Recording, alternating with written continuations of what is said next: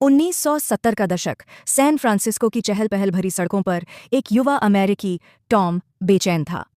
वह एक अच्छी नौकरी, शानदार कार और दोस्तों से घिरा हुआ था, फिर भी उसके दिल में एक खालीपन था।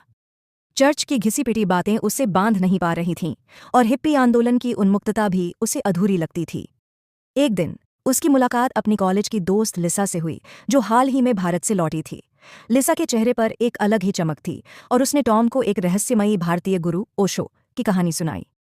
लिसा ने बताया कि पुणे में ओशो का आश्रम एक ऐसी जगह है जहां लोग अपनी आत्मा की खोज करते हैं। वहां कोई नियम नहीं, बस तुम्हारा सच है, उसने कहा। टॉम को ये बात अजीब लेकिन आकर्षक लगी।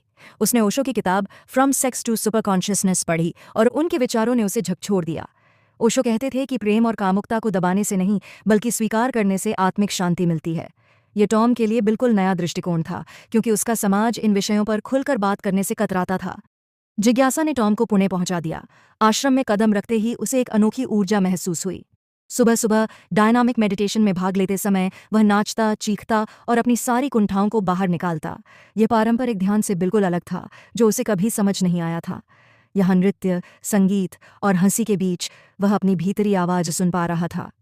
ओशो के प्रवचनों में टॉम को एक करिश्माई व्यक्तित्व दिखा। उनकी गहरी आंखें और स्पष्ट बातें हर सवाल का जवाब देती थीं। ओशो कहते, जीवन को जियो, उसे बांधो मत। टॉम ने देखा कि आश्रम में अमेरिका, यूरोप और ऑस्ट्रेलिया से आए लोग थे, जो उसी खोज में थे जो वह।